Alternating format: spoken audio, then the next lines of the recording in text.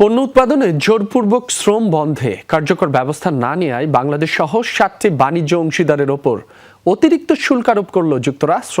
স্থানীয় সময় বৃহস্পতিবার এ ঘোষণা দিয়েছে দেশটির বাণিজ্য প্রতিনিধির কার্যালয় ইউএসটিআর।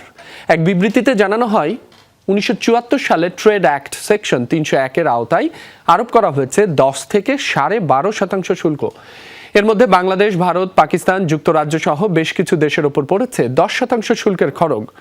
যেসব দেশ জোরপূর্বক শ্রমের মাধ্যমে উৎপাদিত পণ্য আমদানি নিষিদ্ধে আইন বা আংশিক ব্যবস্থা রয়েছে কিংবা বাণিজ্য চুক্তির আওতায় নিষেধাজ্ঞা আরোপের প্রতিশ্রুতি দিয়েছে, তাদের রাখা হয়েছে এই ক্যাটাগরিতে।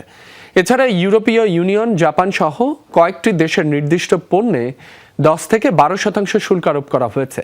এই দুই ক্যাটাগরির বাইরে তদন্তাধীন বাদবাকি দেশগুলোকে দিতে হবে 12.5% শুল্ক। তবে কিছু কাঁচামাল সরবরাহ সংকট তৈরি হতে পারে কিংবা যুক্তরাষ্ট্রে উৎপাদন সম্ভব নয়, এমন পণ্য থাকবে শুল্ক ছাড়ের আওতায়।